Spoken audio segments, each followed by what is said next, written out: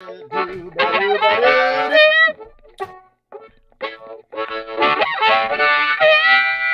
we go.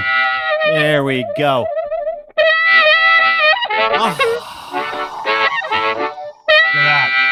Hi there, friends. Welcome back. It's hot in Alberta. It's cold in Toronto and continues to be and has been for the past 500 years. We've got a coronation to talk about, a new king. We've got new money. We've got a little politics to get to today. Ladies and gentlemen, please welcome my compatriot today, Mr. Lochlin Cross, 957cruisefm.ca. Nice to see you. How are you? Good to be here. I'm good. How are you? Not bad. We got lots to get to today. We got a little hockey. Oilers looking good. Leafs pretty much done, down 0-3. We'll get to that disaster, that abortion coming up in a couple of minutes. We're going to talk a little politics today. Not much, but just politics as it pertains to the people in your beautiful province of Alberta.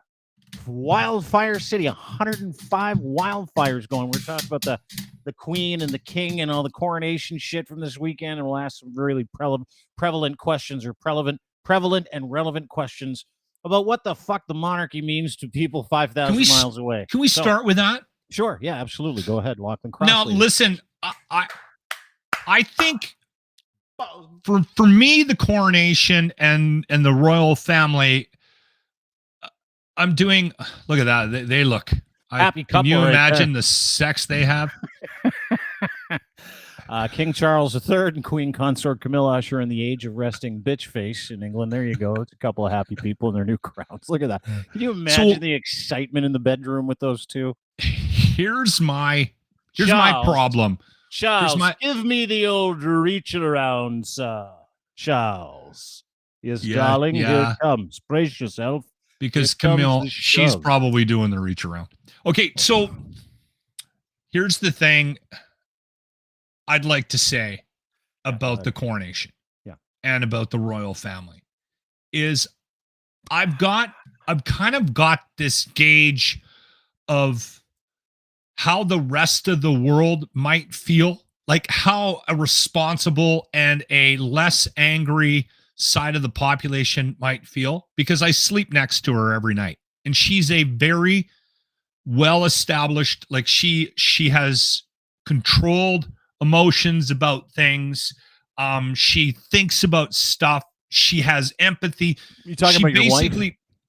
Yes, I'm talking about my beautiful wife. I'm just making sure. And here's the thing. I realized that we've reached a certain point in society when she's had enough. Right? Like, she's my gauge, because I go crazy for all this stuff. And then I look around and go, why aren't you following me? What's wrong? Why isn't there a big lineup of people behind me? And they go behind Angry Lock. I get it. Yeah. And then somebody informs me that I'm on my own on a lot of these opinions of mine. Right? You're triggered all on your own, where you're like, how isn't everybody else as triggered as me? And you turn around, your wife's like, because everybody's relaxed. And because you're an asshole.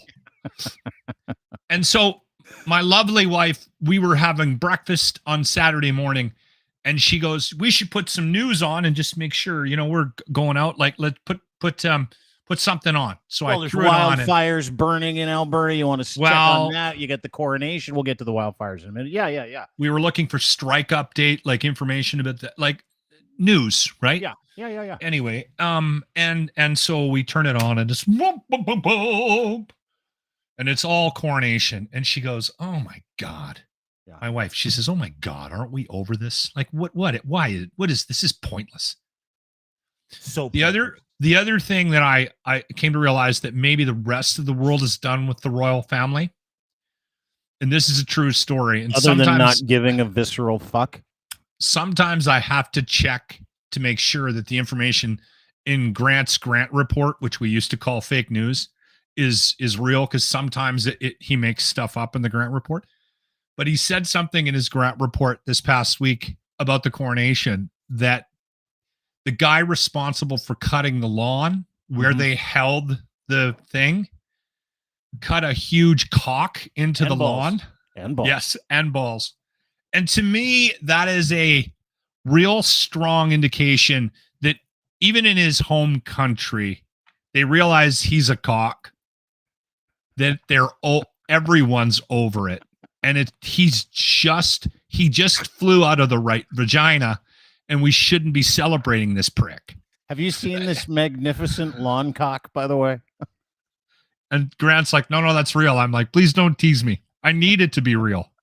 Have you seen the lawn cock in question on the Bass Royal Crescent, where they were going to have the celebration of the inauguration and the King's party? Did you see it's the no size bad of the cock?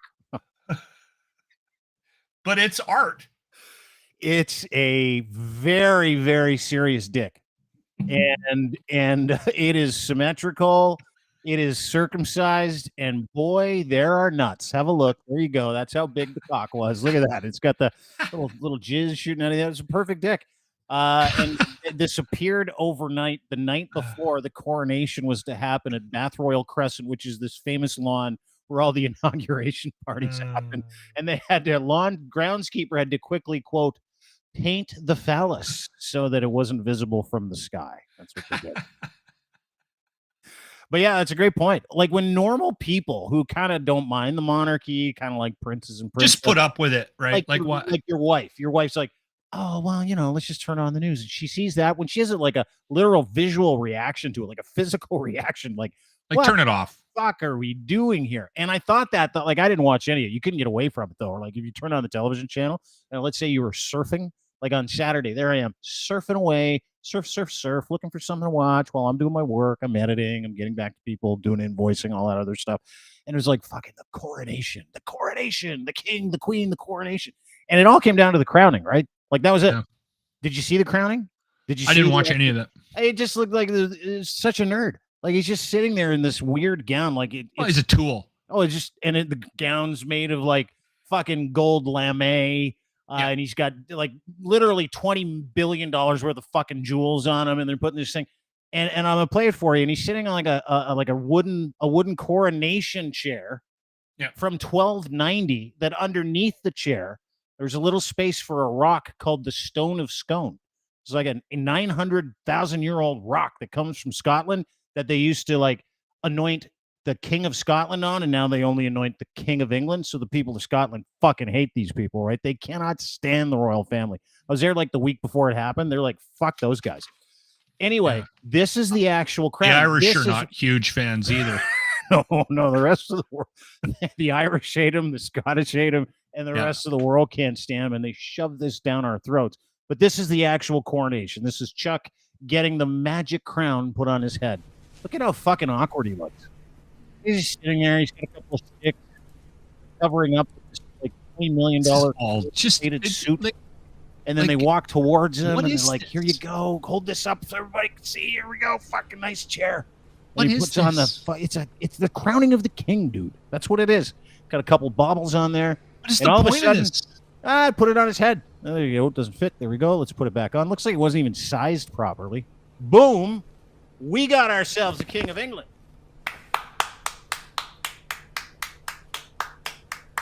God save the king. God save the king. There you go. That was the moment.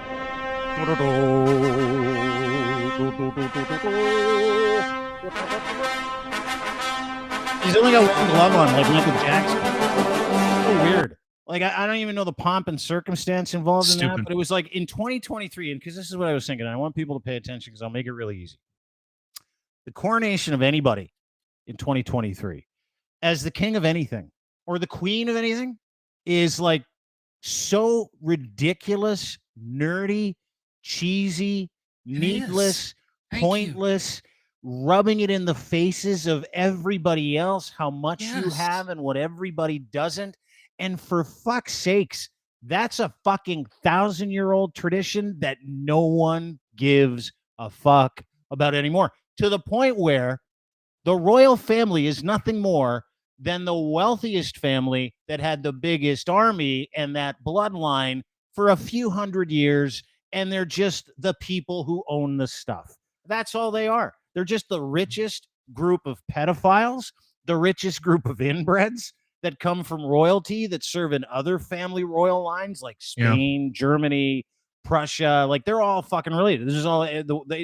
All we saw there was like the master of inbreeding and colonialism and his family ascend to the throne and be the head of the family that does absolutely nothing. And here's the shitty part. I found this out today. You know how our money has the Queen's face on it?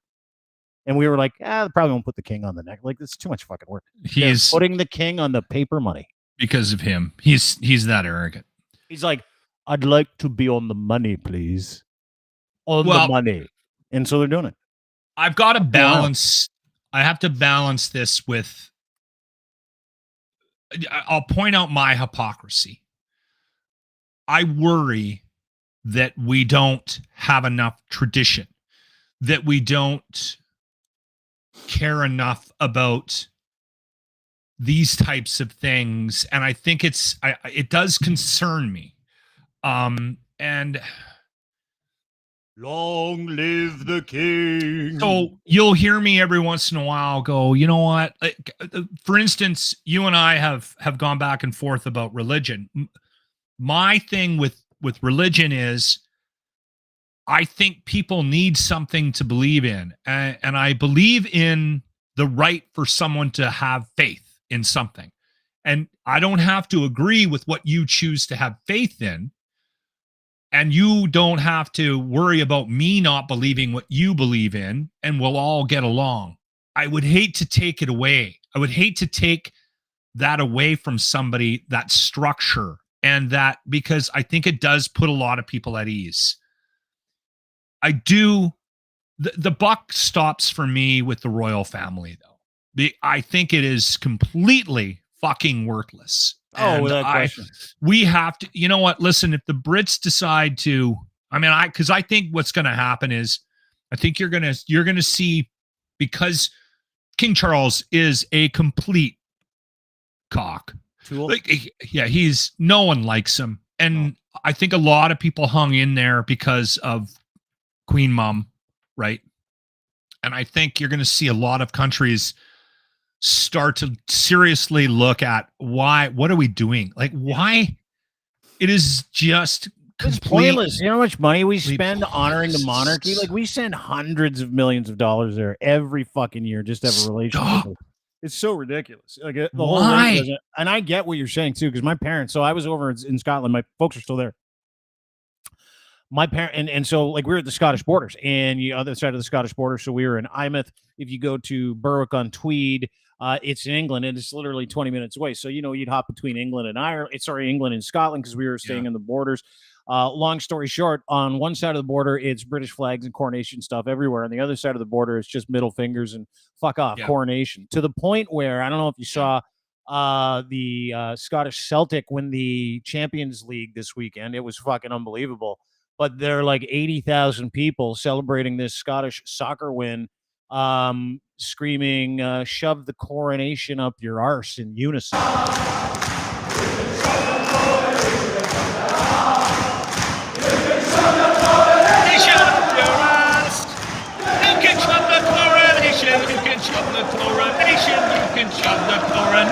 Up your ass. I like what they did there. Everybody in Scotland, you bring it up, you say, hey, you guys are excited for the coronation? Guy, like, fuck that shit, he'd say to you in this thick Scottish accent. Fuck those guys. He goes, do you like Donald Trump? I'm like, I'm not American, so whatever. Doesn't matter to me. He goes, oh, that's how we feel about the English.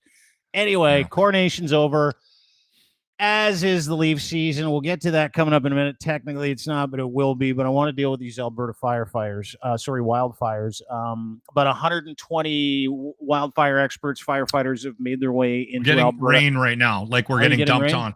Okay, the only problem is there are thunderstorms. You might be able to hear the storm behind me, and that's always cause for concern.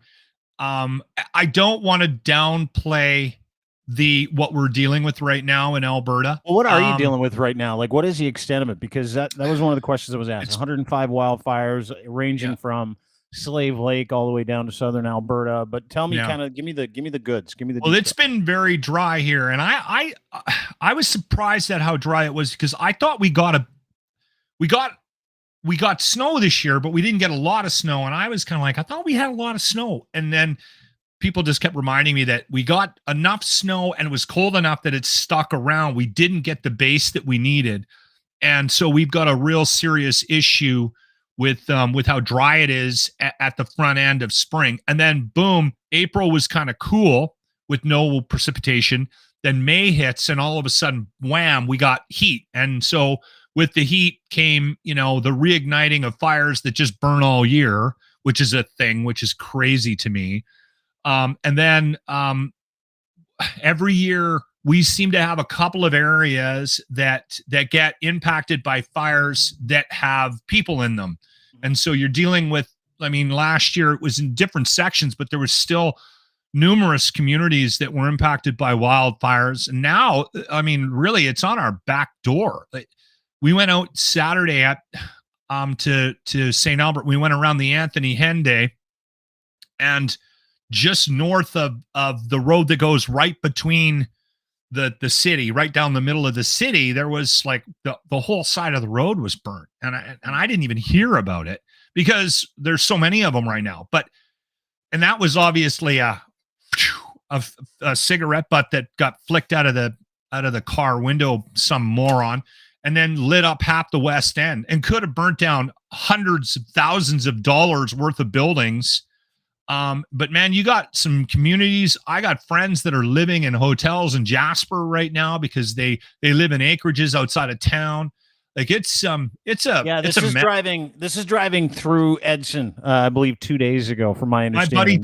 My buddy Dave got caught up in this. He's probably in that convoy to get out of town. He had to grab his pets. He's got a couple of dogs, and I saw a post from him on Facebook. I said, make sure you keep me up to date. But they were evacuated, and they don't give you a lot of time. You're like, all week my phone's been going off emergency notices. Mm-hmm. And it's crazy. And again, we've kind of just gotten used to it. This is the world we live in. You can say what you want about climate change. But this is the world. This is it. Unfortunately. Can I ask you a couple questions about this? So this started about a week ago. There are a few wildfires. It's been going on for years, no big deal.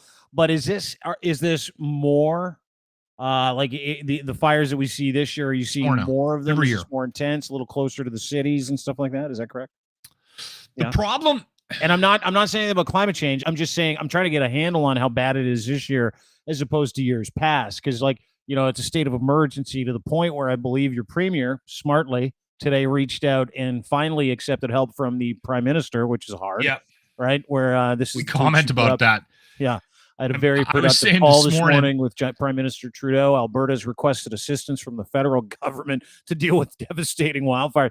It must be bad for Miss Marianne Koladiki, or whatever her real name is, Danielle Smith, to reach out to Trudeau, get on the phone with him in that picture and go, hey, we need some help out here. That's why I'm asking about the frequency. So. Worth saying out loud. Yeah. Right?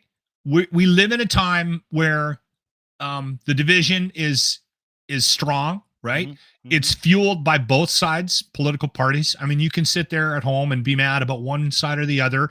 You can weight it. You can say PP is more responsible, or I don't care. At the end of the day, we have a division in this country. And you know what? I said it out loud. I said, Danielle Smith is in a situation now where she's got to go ask the federal government for a favor, which I'm sure Justin Trudeau isn't going to say, no, we're not going to help you. You're on your own, right? But still, it's worth saying out loud. Do you want to be a dick all the time to the other side of the aisle, right? Because there's going to be a time maybe you have to work together. Maybe there's going to be a time where you're going to have to form a coalition to stay into power.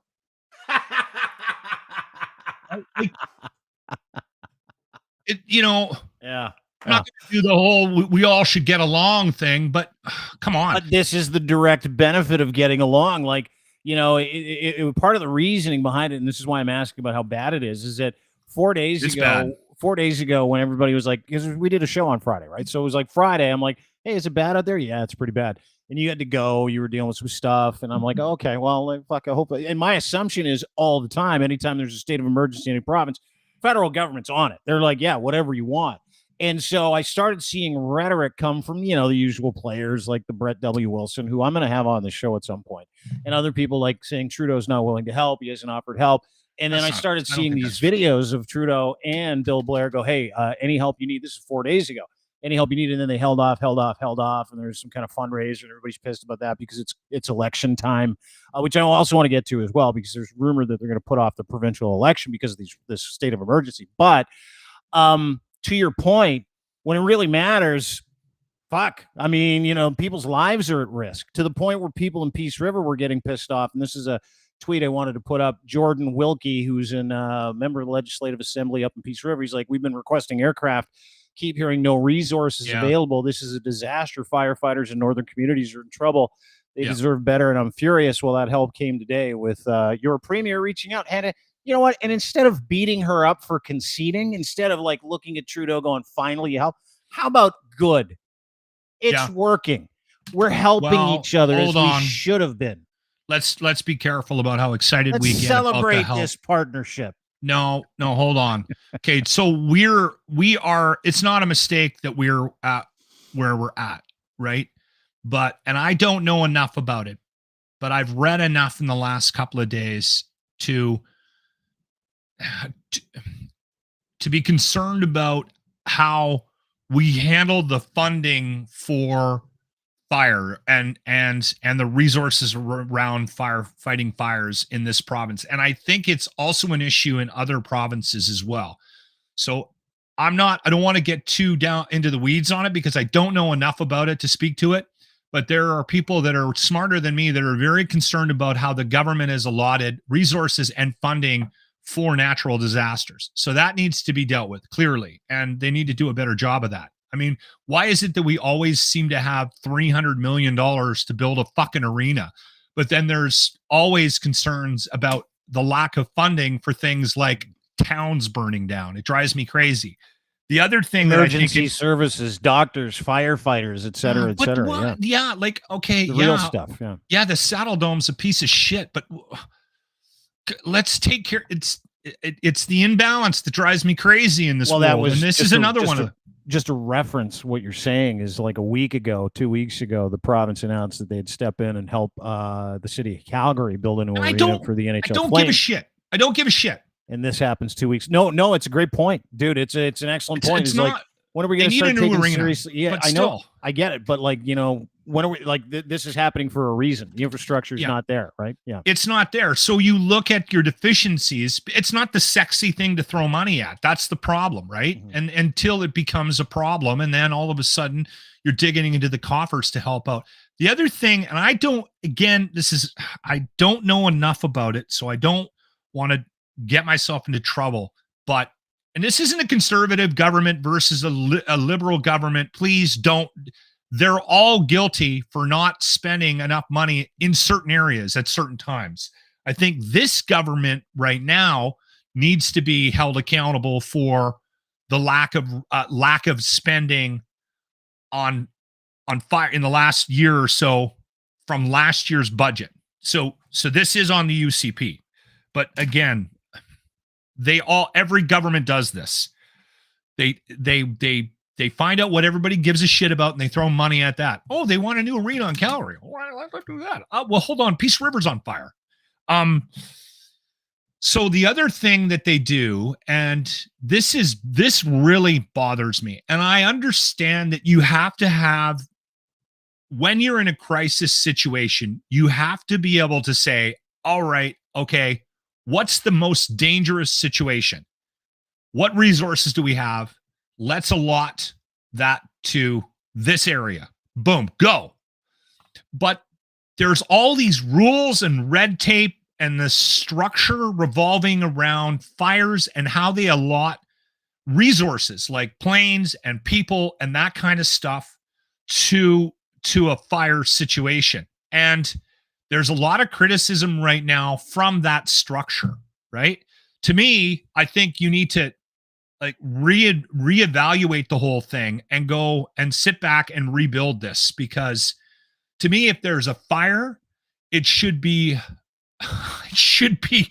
any fire is a problem. Like, go deal with it. But that's not happening right now. There's regions, and certain regions have classifications and they're higher than other regions. And so that's what I think is happening with Peace River. We got a note from some ranchers. Talked about it on the show. Literally all these families in the middle of nowhere fighting for their lives and for their ranches, and they've had no help for 4 days straight. They've been up nonstop trying to keep the fire at bay, and they're begging for help. And what they've been told is they're not a priority. And while they watch their fucking land burn down, right? Like how do you do that? To me, you got to find a way to get that group help, and they have to be a priority. It just, again, I think the structure of it and how they've set it up, we tend to make things more complicated than they need to be. And clearly they need to put more money at it, because this isn't a problem that's going to go away. It's just going to continue to get worse and worse and worse, because it has every year. And it's unfortunate. One more thing quickly on that. Apparently there's rules when you fly, when you're a helicopter. If you fly in an area and there's a drone, you have to turn around and go back to base camp. So they're using helicopters for a lot of these firefighting situations. Yeah, dropping this stuff called FOS check. It's this like fire retardant. Just so you know, helicopters do that, planes do that. Yeah. Yeah, so the planes aren't impacted by the drones as much, but loser fucking drone people are flying drones around to get footage, probably for their Facebook fucking pages.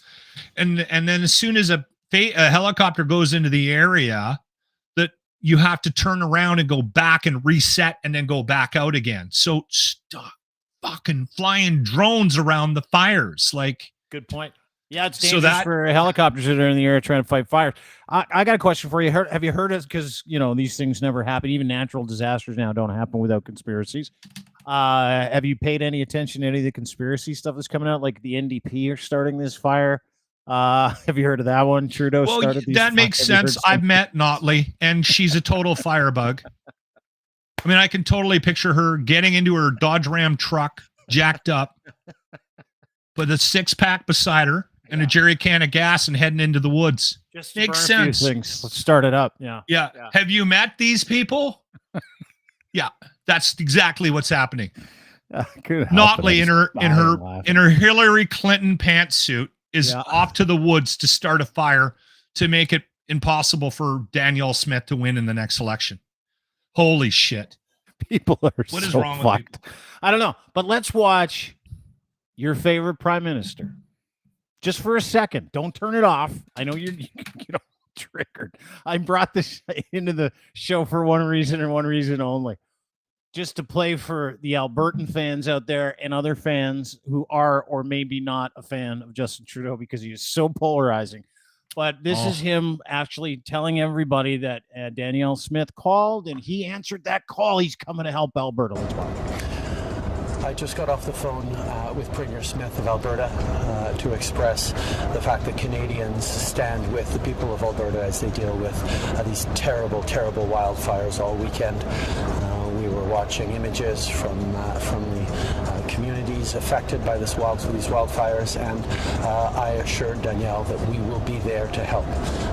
We talked a lot about the different ways the federal government can help, and we will be working to make sure that we're supporting Albertans right across the province as necessary, as we always do. The federal government is there to be there for people, and we will continue to do that in Alberta and elsewhere where people are affected by extreme weather events. I want to highlight as well, we will be working with the Red Cross to put forward a matching fund, so Canadians who are watching people go through these extraordinarily difficult times are able to send their support. It's what we do. Canadians are there for each other in difficult times, and we will continue to be. And I think, back to my point about the regions, I'm surprised he didn't blame the oil sands for it. Okay. Back to my comment about the region. Can we just take a second to bring the heat on the politics map down a little bit and just say Danielle Smith and Justin Trudeau had a conversation, and Canada's working together in the best interests of Alberta. Isn't that a nice thought? Isn't that a nice thing to know in the back of our heads today, that in a divisive society, in a political ecosystem that's all full of assholes, that we got some nice, nice moment today. It was a nice moment. JT, nice moment. No? You don't like it? No good? He looks well rested. He's probably been on a nice vacation. Okay, listen to me. All right, I'm listening. You're hard pressed to get me to say anything nice about Justin Trudeau. Okay, so that brings me to a point about the regions. Like that's something that's bothersome to me. If there's a fire in Alberta, we should be fighting it as a country. And then when they put that fire out, that group of people should be going to the next problem. Saskatchewan, BC, we shouldn't have borders. We shouldn't have regions. When people are in danger, I think it should be a priority no matter what happens. And again, I'm glad that we do, and we should highlight. You're right to highlight when we work together. And I appreciate that. And I mean, and I will do my best to try to put away my rhetoric and hatred. You know, for far too long now, you and I have been the gold standard when it comes to Alberta, Eastern Canada relations. You and I have been. We're bridging the gap. Yeah, we really are. And I think the rest of the world, including political Canada, whether you're conservative, NDP, or liberal, you can look at Lochlin Cross and myself here on this very radio program or, podcast, whatever you want to call it. Use us as an example. I don't agree with 78% of the things Lochlin says. He doesn't agree with 85% of the stuff I say. However, we can have a laugh. We can joke around. We can see the lighter side of this, but we can also take a serious approach to what needs to be done for individuals. So I would just like to propose this. If at any point in time, the rest of the country's in a stalemate, like we've seen for the past couple of years, look to us, your political lodestars, Lochlin Cross and Dean Blundell, who not only bridge the gap, but we come together. We come together. You know what we do? We consummate those relationships on a daily or somewhat bi-weekly basis now, where we listen to each other and we have a laugh and we talk about what needs to be done for the people. I think it's Lochlin, Dean, 2028 or bust. That's what I think. Here's the other thing too. And you know what? And I do know for a fact, and Linda is right. She made a comment in the side there that there are a number of people from around the country that are here helping. But there's also, I was reading, they also have restrictions on who they let fight fires. And I understand it's dangerous, but really, like, if a young guy's out of work right now and you make a call, hey, gather at the local, $125 Safeway. a day. Here's a shovel. We're going to go be digging berms today. Yeah. Like, why not pull down the restrictions for somebody who might have, an able-bodied situation, a pair of hands. Anyone with a backhoe, come over here. Anybody with a shovel, get over here. Anybody with a fucking garden hose, come over there. Yeah, I get it. I know what you're talking about. Throw a ton of stuff against it. See what Absolutely. Happens. All right, let's move on. Listen, I appreciate you being concerned. It actually does mean a lot to an area when you start to actually talk about what they're going through. I know that for a fact because when Fort McMurray was on fire a couple years ago, we had all of our radio station from our colleagues. We kind of billeted them and they came down to Fort McMurray to escape the wildfires. Some of them barely got out of there. Some of them lost everything and they were broadcasting back to Fort McMurray. We set up remote broadcast studios.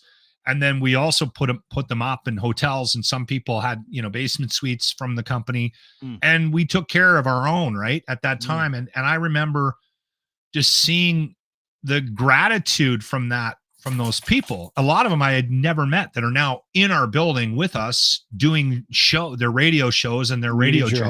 Help. Yeah. They needed our help. And it means a lot. So the fact that the rest of the country, and I've seen a lot of people on social media weighing in from Ontario and across the country, weighing in on what we're dealing with here in Alberta. So it's nice. And you actually sent me a note on Friday and said, after the pod, you said, Locke, we didn't talk about this. We should have. What can we do on the podcast this week?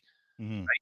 And I know they need training. I know they do, but you get people out there to dig a fucking hole. How much training do you need to dig a fucking hole? Like this is the not problem. Much. We overprotect everybody. Yeah. Listen, are you able-bodied? Do you want to help? Do you enjoy digging? The crummy is going to the zone you're not allowed into. It leaves on Sunday at 9 a.m. Show up with you and your brother. Yeah, bring a bag lunch and a helmet. You'll be fine. We'll just make sure we put you at the back of the digging line so you don't kill yourself. Yeah. Oh my God. It takes about 7 months training to what? To hold a fucking garden hose? To be an outdoor firefighter, there's a whole bunch of different. There is a bunch of stuff I realize, but I mean, there's a point too where if you're an emergency, sometimes it might just need some bodies. Just throw some bodies at it. Yeah. Good Lord. Just don't disagree. Speaking of needing help, I don't know if you watched the Toronto Maple Leafs and the Florida Panthers last night going to overtime. Leafs up 1-0, 5 minutes into the game, and then it was all Florida for the next 55 minutes. No business being in that game. And if I think back, now they're down to 0-3 in the series. It's effectively over. Everybody's fucking losing their minds here. It's all about Wes McCauley today, too, by the way, the referee. All of it. Anyway, I don't want to talk about it because it's ridiculous, but I want to talk about one thing. And that is hubris. Are we blaming it on the refs? We're not. No, the idiot Leaf Nation's blaming it on the refs. Like to the point where they were Wes McCauley, it was back reffing this game. They lost. The David Frost Sheldon Keefe connection becomes another conversation point to this morning, and everybody's losing their fucking minds over the Toronto Maple Leafs having another loss with Wes McCauley being the referee because he apparently hates Sheldon Keefe. Sheldon Keefe, prior to the game, said, listen, Wes McCauley's been nothing but professional. I've got no issues with him, and the fact you guys are talking about this is absolutely ridiculous. However, that didn't stop Wes McCauley's family from getting threats from Leaf fans over the past several days. And I'm not kidding you. Like, this blew my mind. What? Leaf fans reportedly threatened referee Wes McCauley and family in Lightning series. They're now 0-9 playoff games officiated by McCauley, thanks to Sunday's overtime loss to the Florida Panthers. You people, you Leaf fans, did you not pay attention to the first, it's kind of funny, the first 3 games of the series against Florida, who took out the best team in hockey history? Do you not read? John Tavares has 1 goal, and the core 4 has 0, right? Nylander, no goals. Marner, no goals. Matthews, no goals. John Tavares, 1 goal. That's it. That's all we have. Sam Lafferty has scored more than Austin Matthews. Fuck. Everybody has scored more. Kerfoot, everybody. Gustafsson, the bit player that they got to be their 6th defenseman, he's got more goals than Austin Matthews, William Nylander, Mitch Marner combined. So while all of you Leaf fans are out there going, Wes McCauley's fault, it's a fucking curse. No, it isn't. This team is not good enough. And the core 4 has the fucking heart of a fucking Russian POW. Like, it was so difficult to watch the third period yesterday. I turned it off with 3 minutes left because I didn't give a fuck anymore. Like, I didn't care. And it's not that I've got a vested interest in a win or a loss. The hockey was so bad. There was no desperation. There was no interest in chasing down pucks. You get 3 guys in one spot with the puck, and they'd lose it to one guy going the other way. And the third period was just a fucking disaster, and they deserved to lose the game. And I'm watching Leaf fans this morning, and all day long, it's Wes McCauley's fault, Sheldon Keefe's fault. It's Kyle Dubas's fault. Sheldon Keefe and Kyle Dubas may have something to do with the way this team was constructed when they put the team together with guys who fucking quit. And they quit every year. They had no business getting out of the first round. They got outplayed in 3 of the 4 games that they won in the first round. Came from behind in 3 of the 4 games that they won in the first round. They deserve to win. They deserve to win the first round. I disagree with you. They absolutely did not. And I said that the other day when I was talking to a buddy. Well, dude, look it. They came from behind in heart attack fashion in 2 of the 4 games. To me, that is an indication of. I would give them credit. I would say Tampa shit the bed and got exhausted and had players who were playing with injuries, including that. Limped into the playoffs. Yeah. So they should have been more beatable than the Leafs gave them credit for. That's the one thing I will say. But the Leafs did deserve to win the first round. For me, I have moments of I'm at a real crossroads with the Toronto Maple Leafs right now because and I wouldn't even be thinking about this if it was the Montreal Canadiens because I just wouldn't care enough despise that to have team. the conversation. No, but in my head, I'm like, ooh, I really like. I actually feel that pain, that energy coming from Ontario. Well, because you've gone through it being an Edmontonian, right? Yeah. Yes, yeah. I can feel it, and it is really hard to watch, but it's also hard not to poke the bear. Like this morning, I tweeted, I said something along the lines like, if they don't win a game in the second round, technically, did they make the second round? Just asking. I'm going to show you 2 videos. This is the difference. But here's the other thing that I enjoy. Leaf fans are now calling to fire the coach right now as a wake up call for the team. That was a theme this morning on Toronto sports radio because I had people tweeting me going, I'm listening to you and I'm listening to these donkeys and they want to fire the coach. Look at this one tweet, and there's like literally tens of thousands of "fuck the Maple Leafs" tweets from Maple Leaf fans. This one was my favorite, though. This is from John Candy Maldonado. Just come to my place and skull fuck me next time, Maple Leafs.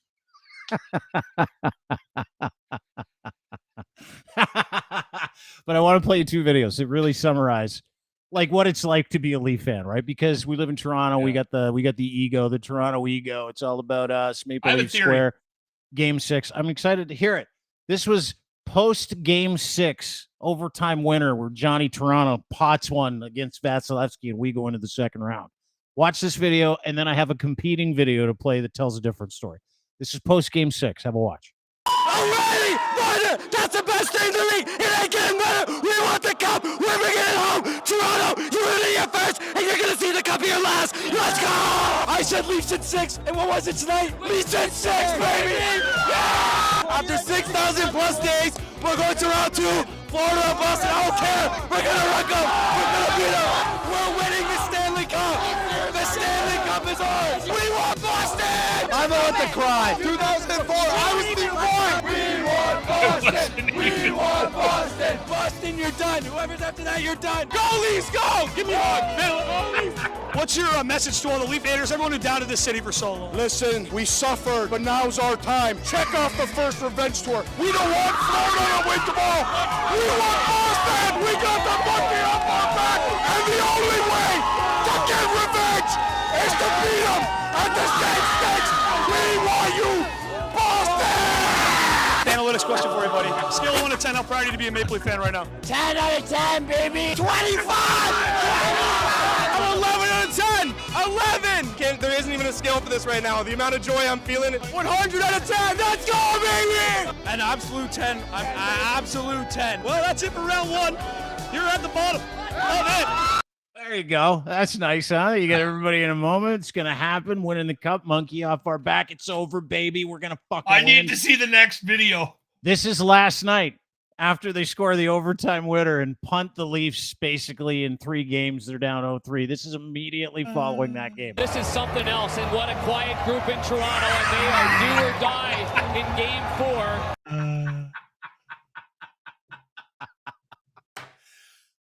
You know what's going to happen? I love that so much. Like, I wanted him to win. Don't get me wrong. I'm sad, but I'm taking refuge in fucking last week. It is so hard today. To watch the pain that fan base goes through. This is something else, and what a quiet group in Toronto, and they are do or die in Game 4. Someone throw them a new monkey. Thank you, Linda. Okay, here's the thing. I think I have a prediction. Yeah. What's that? I think what's going to happen is, and this is the only reason I think this is going to happen is because it's Leafs Nation. It's what you guys have to go through every year. The Leafs are going to win the next 3, and then they're going to lose in Game 7.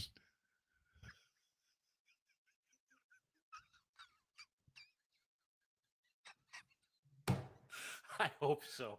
Mark it down. That's the only way this gets better as a Leaf fan. That's the only I way might it put gets- $100 down on that right now. Dude, I'll send you. I'm going to do the same thing. I'm going to get off my fucking podcast and put $100 on the Leafs losing in 7, like right now. Down 0-3. Someone Can will go, you that's even dumb bet money. on that? You're I no think- sharp. You're no better. If you don't understand Vegas, Dean, you idiot, you would be correct. But to see them lose in 7 and to make $1,500 on it, my God. Like, what? Life doesn't get better for assholes like us. Futures. Hold on. Edmonton. Yeah, check the futures bet on Leafs losing in 7 now at this point. My God, can you fucking look at these people?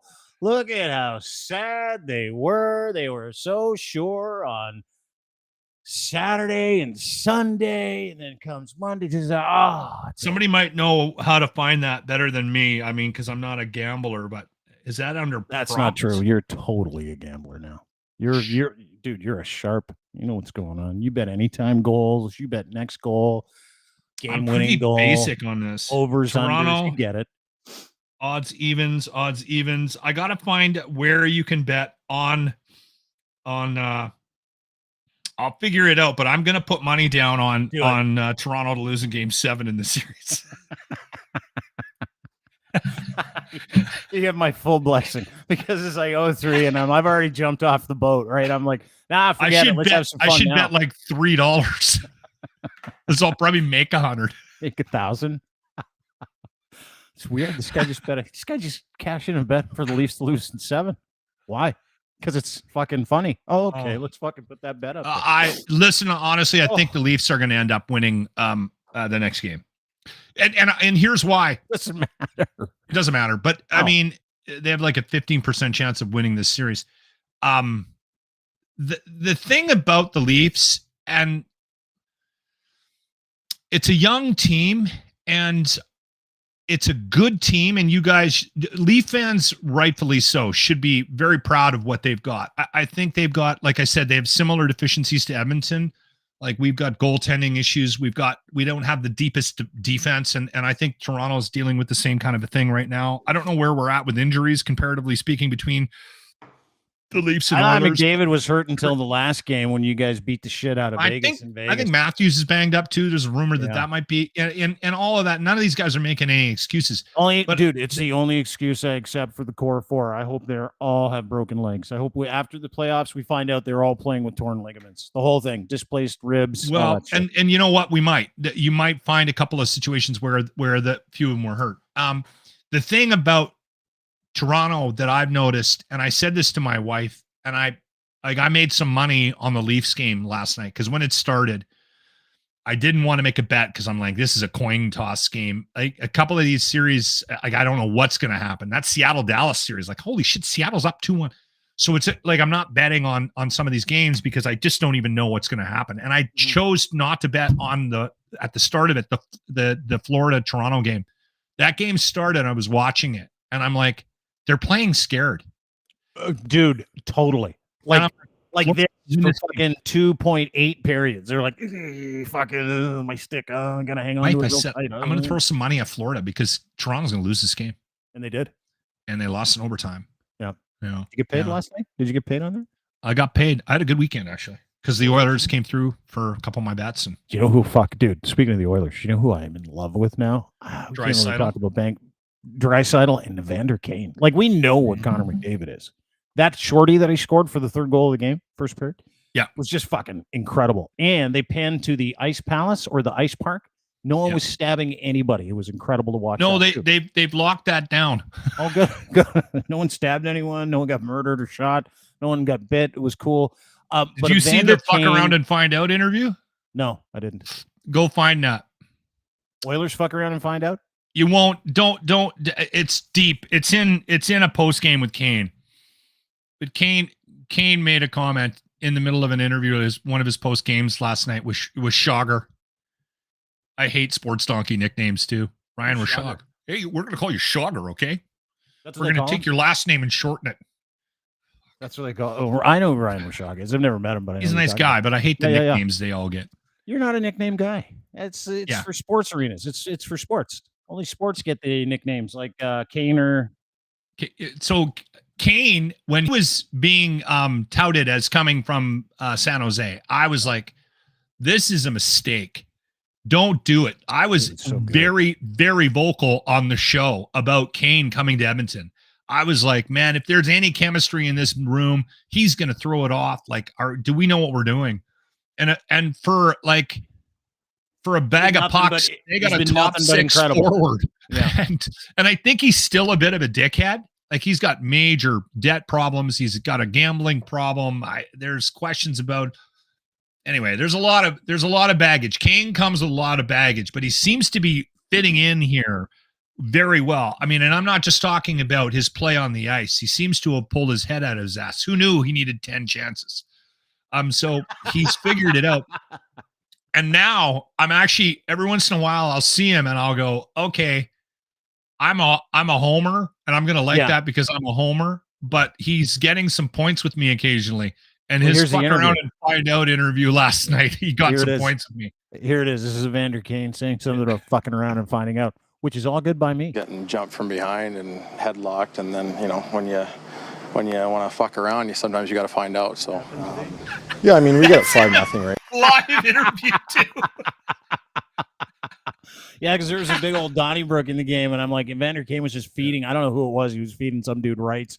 Draisaitl had a guy down too. I thought it was fucking awesome. But Kane's got broken ribs, eh? Yeah, broken ribs. Came off a brutal fucking wrist injury this year too, where they sliced his wrist open. Fuck it. I think it was Patty Maroon's skate that went over his hand. Yeah, and he fucking it was Pat. Yeah, former Oiler in the season. Yeah, but I like the cut of this guy's jib. Getting jumped from behind and headlocked, and then when you want to fuck around, sometimes you got to find out. So. That was my show this morning. Yeah, I mean, we got it 5-0, right? And we know they're gonna try to run around and cause shit and right there, like he just doesn't care somehow. And I thought we did a great job answering there. And oh, dude, me too. I fucking love this. We need more interviews like this. I'm noticing guys are swearing more in post-game interviews the other day. Like Ilya Samsonov, he's like, hey, what do you think of Bobrovsky? He's like, I don't give a fuck. I'm like, yes, swear some more. That's awesome. More post-game swearing. I live for post-game bad language. The reason why I think the Leafs might end up winning a game or two here, and again, I'm still a lot of people are blaming me for jinxing the Leafs when I started talking about an all-Canadian final, but that was you too. You were also doing it. There's no such thing as jinxing.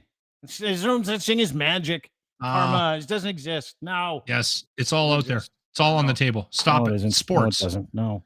It's fucking. You got me excited about it. Then I started talking about it. Then people, that's dude. I can hope in it for an all beef corn. Leafs are coming back. If I can find a way to throw some money on the Leafs losing in Game 7 in this series, I'm going to. Yeah, that is the ultimate troll bet. Like I thought you were trolling prior to the playoffs when you're like you're going to lose first round in 6 again or in 7, and it's like, oh, it's a funny joke. You're totally trolling and got us into talking about sports betting is good. But this, like when you're taking 100 of your hard-earned dollars just to be an asshole, I respect it. I really do. I totally do. Well, can't help it. It was for comedy, and I got $100 worth of content out of it. Oh yeah, for sure. You did. Anyway, go Leafs, go Oilers. They going tonight? Oilers play tonight. Next day. 6:30. 6:30. 6:30 Mountain Standard Time, so 8:30 your guys' time. 8:30 my time. Yeah. Regular complement. Everybody in. All's well. Everybody. Same group. No one's injured. We're going to see Draisaitl, by the way, is fucking like he's on a Gretzky pace in the playoffs, which is ridiculous. Draisaitl he's interesting guy to watch because he's deceptively fast. He's got they call it the pancake flipper or whatever. His stick, the blade's like this big. Mm-hmm. But he's got unbelievable hand-eye coordination. He almost punched one out of the air the other day. He doesn't get a lot of credit for how good he is because he has been this good for a long time.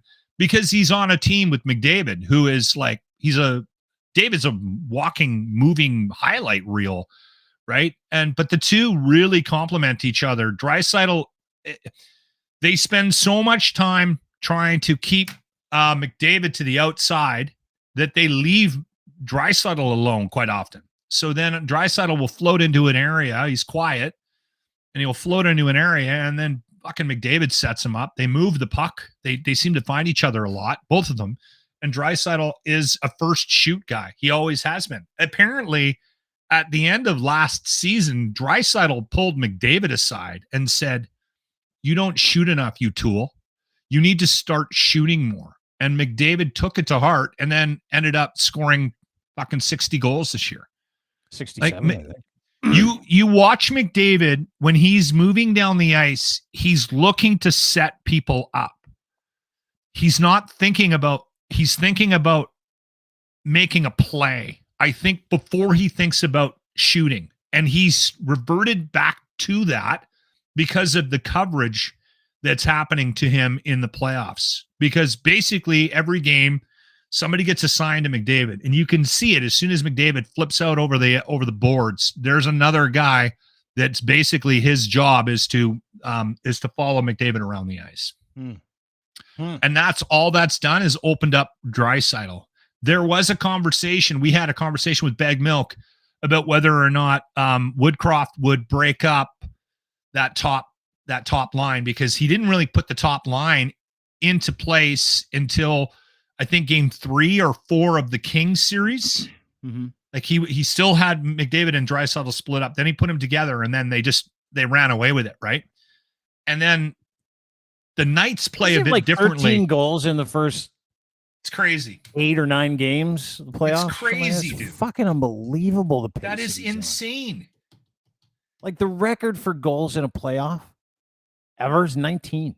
Wayne Gretzky and know. a few other guys. He's got 13, and he's in the second round. You got possibly 2 more games, maybe 3, maybe 4, and then you got 2 more rounds after that. Right? Well, no, we had 3 games, guaranteed 3 games. So if he even scores 3 goals, he's 2 off the record. Yeah. Like, right? Yeah, it's unbelievable the pace that he's on. Hard to believe. You know what I want to see? That's what is I want to see them is, to by the start way. to. It's hard to believe. I want to see them pay attention more to Draisaitl and then open up McDavid. Right? That's what I'd like to see. Oh, that's fucking. Because I'd like to see McDavid go on a tear and score 4 goals in one game. But dude, just so you know, I stopped. I know being you a Leaf- cheer. I stopped being a Leaf fan yesterday. No, And you I'm can't. all about. No, I did. No, just for the rest of the playoffs. I'll come back next year. I do it every year. It's not like it's fucking anything new. And I'm all about the Oilers because I believe, like I truly believe they can win because of what I've seen them do on the fucking power play. What is their power play? It's like 58%, 63% or something. It was 58%. Yeah, it's stupid, dude. Like you can't take a penalty against the Oilers. No, you can't. No, it'll bite you in the ass instantly. Yeah. All right, man. Appreciate you being here. Thanks for doing this. Good show today. It was fun. It was a lot of fun. That was fun as always. Some Back heartfelt Wednesday. stuff. Back Wednesday. Yeah, we're back Wednesday. I believe Aaron Barbarian's going to join us from Barbarian Steakhouse. Do you know why? Young Dundas Square needs a new name, and Gordon Lightfoot. We lost him last week. Remember, Gordon Lightfoot passed away about a week ago. And there's a movement to rename Gordon Lightfoot Square, Young Dundas Square, Gordon Lightfoot Square. So he's going to join us, and still trying to get Matt Navarre from TechCrunch on to talk to us about tech, specifically like social media, where it's going, because Blue Sky's huge right now. There's a couple new social media applications out there that are huge. Why can't I sign up for Blue Sky? You got to get on the beta test. It's fucking incredible. Have you been on it? Yeah. I've got an account. It's awesome. It's awesome. Post and why do you get all the nice things? Well, because I beta test. Like I'll apply at a beta test, specifically some of these, and I did for a long time. Well, maybe you missed the email. They sent one to everybody that applied 2 months ago. Yeah. Everybody Okay, I just recently applied, so maybe that's why. Yeah, you'll get it. You'll get a beta test. Anyway, so thanks you for doing suck this. all your social media into it, and then boom, Blue Sky's decentralized, and you can see everything. Yeah, fucking cool. It's really cool. It's very, very cool. That's gonna change. That's gonna change things. Huge. Massive. That's really gonna. We need to talk.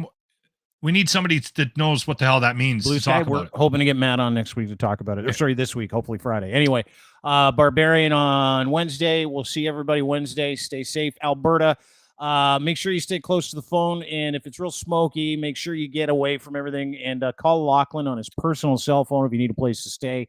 He's got like 24 houses in the Edmonton area. It's a bit of a slumlord, so he'll give you free rent for a while, right? When you make $40,000 a year for as many years as I have, you have to figure out how you're going to retire. And what you do is you leverage yourself to the nuts. Yeah. And hope that real estate continues to go up. Attaboy. Yeah. And then All this is me trying not to have to work at Denny's after the age of 65. It's always sad, isn't it? When you see someone over the age of 60 waiting tables or standing there at a Home Depot going, hey, can I tell you where the drills are? You're like, no, you see that a lot now. You don't want to be that guy. I'm sorry, sir. I didn't hear your order. Was that a 1-and-1? That's going to be Locke at the drive-thru at Timmy's. Oh, sorry. Was that a double, sir? Yep. Step right up. Locke, thanks for doing this. 957cruisefm.ca. And they're delicious today. Not made fresh, but they look good. 957cruisefm.ca is where you can find them. At Lochlin Cross on Twitter. And thanks a lot for being here. Really appreciate it. Go listen to them every single weekday morning. Host of the Locker Room at 957cruisefm.ca at Edmonton, Alberta, Canada. Stay safe, Edmonton. Go Leafs, go. One more game, maybe two, maybe three. But I don't know many people that have come back from a 3-dick deficit. Not many. Like a 2% chance, maybe less. So adjust your expectations accordingly and get on the Oilers bandwagon. Thanks to everybody for joining us today. I want to thank our friends at Cantork, Canada's assembly tool experts. They make rugged, hardworking, beautiful torque wrenches. Canada's leading industrial tool experts give you the very best in sales, service, rentals, calibration, maintenance, and custom fabrication of industrial looseners and fasteners, aka torque wrenches. What do you need an industrial size torque wrench for? Great question. Heavy machinery, nuclear industry, railroad industry, steel industry, you name it. These guys make it. Doesn't matter what it is, and they'll make it to spec. If you have a solution that you need in the heavy machinery industry and you need an industrial torque tool, no matter the scale of your bolting project, Cantork has it, or they'll make it for you. Call my friend Colin at Cantork by getting in touch with them by going to cantork.com and click the Learn More button. Speaking of learning more, no one wants to be hard up in a legal situation. If you're dealing with one and you're in Southern Ontario, Kivlaw Defense Lawyers are your legal team. Robert at kivlaw.ca. That is his email address. He'll help you get your life back. He'll take care of your criminal defense, and he'll be there for you to walk you through with honest answers about your situation from experienced defense lawyers who know you need those answers. Doesn't matter what it is, wrongly accused, or if you did something and you need to pay for it and got to get out of it. Make sure you give my friend Rob a call, Robert at kivlaw.ca, and go to kivlaw.ca today for more information. And as always, the Dean Blundell Show is brought to you by Gitch. You can get them today at edsfineimports.com, engineered for any level of performance. And right now, you get a pair of Gitch on me. Buy 3, get 1 free. Use promo code GITCH3 at checkout. Premium underwear designed with movement and your movement in mind, with the pouch in the front, super soft, very breathable, barely there comfort. You can walk, run, or sprint through your day with Gitch, engineered for your level of performance. Go to edsfineimports.com, order 3, get 1 free. He'll send them to you, all kinds of colors. My underwear can be yours. If you go to edsfineimports.com, Gitch3 is your promo code. Brought to you by Gitch. Have a great day. See you Wednesday. Talk about Gordon Lightfoot Square. And we'll probably be on the receiving end of a 4-dick Leaf Series loss. So we'll decamp that. Why not? I'm here. Might as well get to it.